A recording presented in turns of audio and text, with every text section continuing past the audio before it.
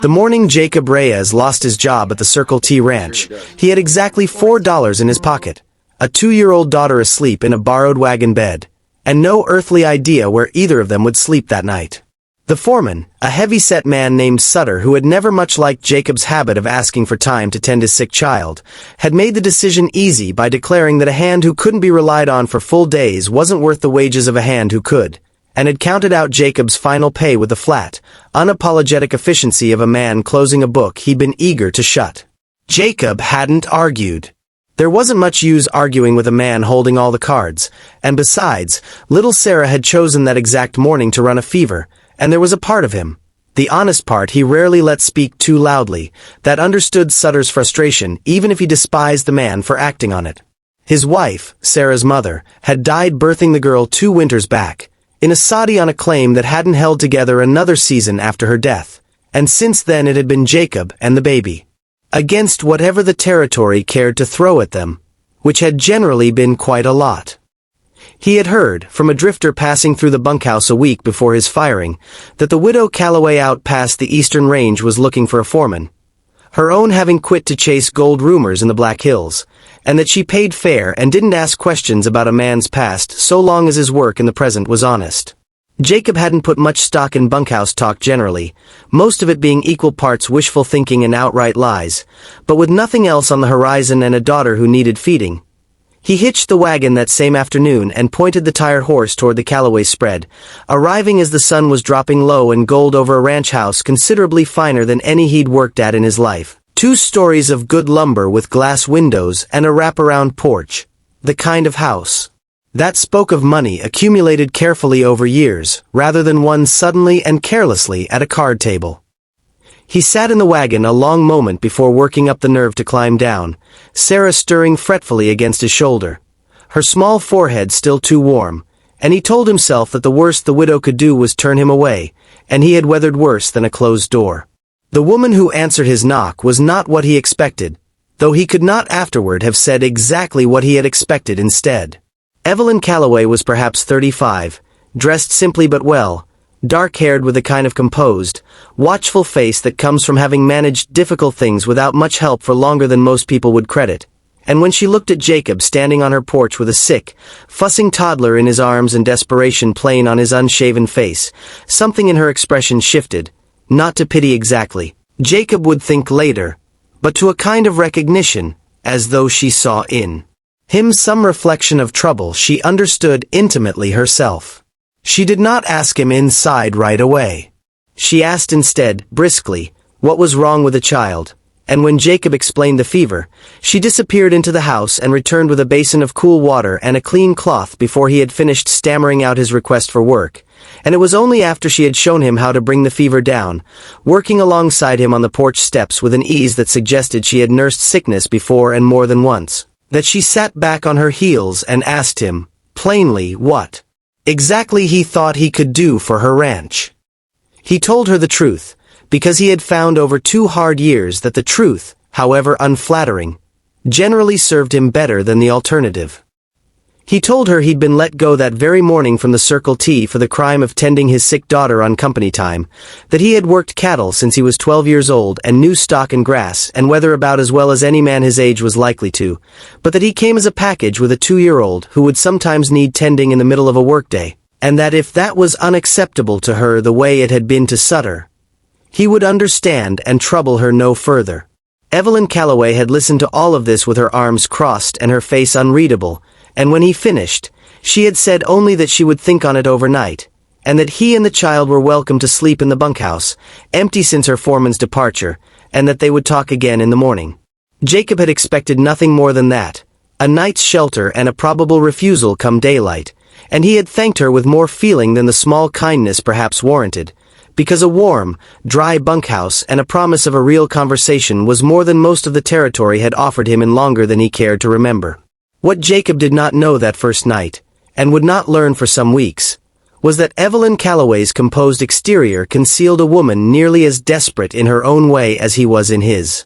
Her husband, Thomas Calloway, had built the ranch up from nothing across 15 years of relentless work, only to be thrown from a spooked horse 18 months prior and killed almost instantly, leaving Evelyn a widow at 34 with 4,000 acres, a substantial herd, and absolutely no legal standing in the eyes of the county to run any of it without a man's name attached to the deed. A quirk of territorial law that infuriated her every time she was forced to reckon with it. She had managed, through sheer stubbornness and the grudging cooperation of a foreman who had since abandoned her for gold country, to hold the ranch together for a year and a half. But the bank in town had begun making noises about the mortgage her husband had taken to expand the herd the year before his death, noises that grew louder each month. And a lawyer she had consulted in Bozeman had told her bluntly that without a husband's name to anchor her claim to the land,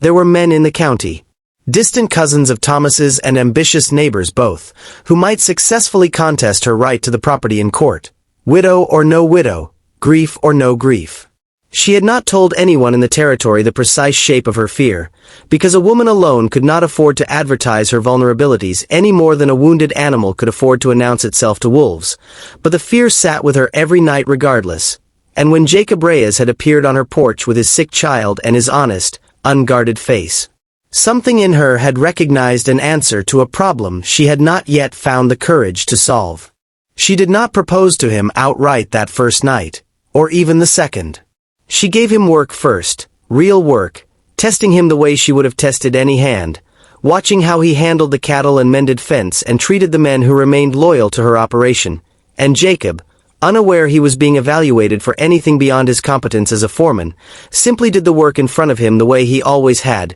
thoroughly and without complaint, bringing Sarah along in a sling or a basket when he had to and never once treating his daughter's presence as an inconvenience he owed anyone an apology for. Evelyn watched him carry the child on his hip while he directed the branding crew, watched him rock her to sleep against his shoulder in the evening while going over the day's ledger with the ranch's aging bookkeeper, watched the rough hands that could throw a calf to the ground for branding turn unexpectedly gentle when they smoothed the girl's hair back from her fevered forehead, and by the end of the second week she had made up her mind about the kind of man he was, even if she had not yet made up her mind about what she meant to do with that knowledge. It was on a Sunday evening, 3 weeks into his employment, with Sarah finally recovered and asleep in the small room Evelyn had insisted on fixing up for her in the main house, that Evelyn Calloway sat across from Jacob at her kitchen table and told him, without any softening preamble, that she needed a husband, not out of any romantic want but out of hard legal necessity,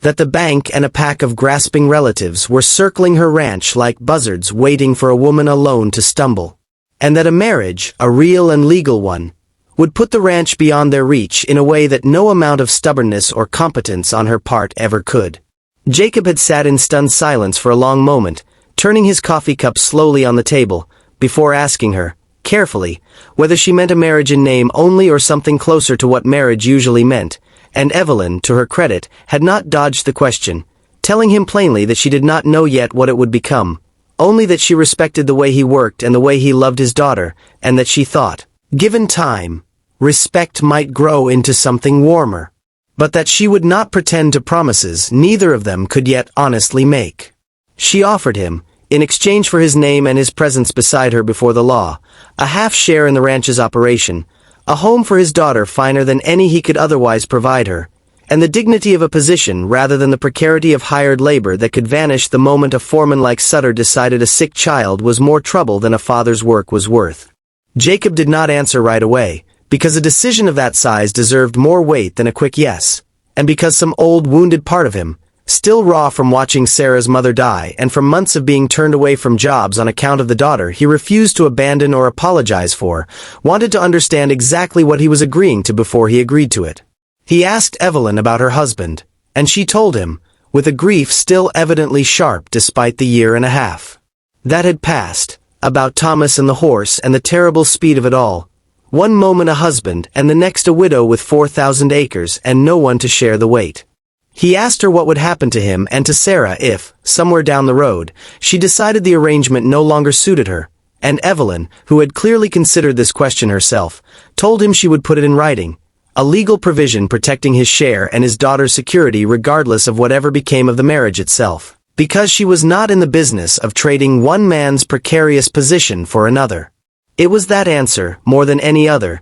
that settled it for Jacob, the plain evidence that she was thinking not only of her own protection but of his and Sarah's too, and he told her, finally, that he would marry her, not because the arrangement solved his troubles, which it plainly did, but because in 3 short weeks he had come to believe she was exactly the kind of person worth building a life alongside, whatever shape that life eventually took. They were married the following month by a circuit judge passing through the county seat, a quiet, practical ceremony witnessed by the ranch hands and the aging bookkeeper and no one else. And if there was little of romance in the vows themselves, spoken by 2 people who had arrived at the altar through necessity rather than courtship, there was nonetheless a seriousness to the way they said them, a mutual understanding that whatever else was true, they intended to honor the promise fully. The transformation the marriage worked on the ranch's legal troubles was immediate and total. The bank's noises about the mortgage quieted the moment Jacob's name appeared alongside Evelyn's on the relevant papers, and the ambitious cousin who had been making inquiries with a Bozeman lawyer about contesting Evelyn's claim to the property dropped his efforts within weeks,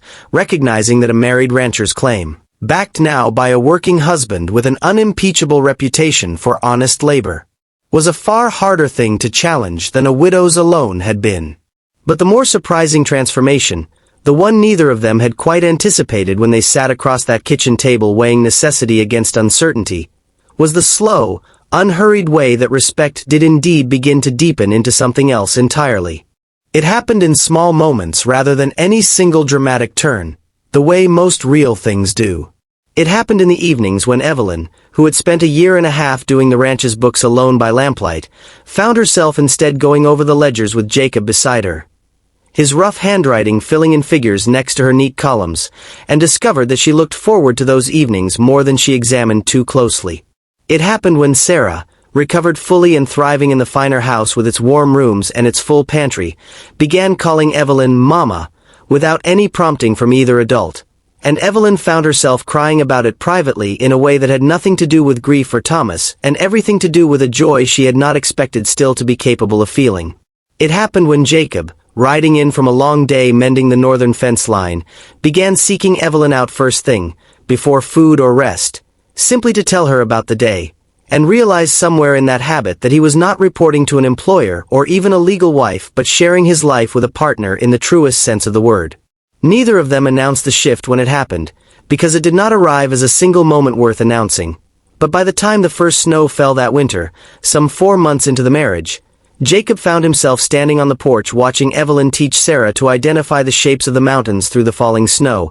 and felt something settle in his chest that he recognized, with some surprise, as a happiness more complete than any he had known even before his first wife's death. A happiness built not on the sudden lightning strike of young romance, but on the slow accumulation of 100 small proofs that he had found, against every reasonable expectation of that desperate morning outside the Circle T, a woman and a life worth every ounce of the trust it had taken him to accept her offer. The ranch prospered in the years that followed in ways that had little to do with luck, and everything to do with 2 capable people finally working in the same direction instead of each struggling alone against a country that seemed built to grind down anyone without a partner to share the weight.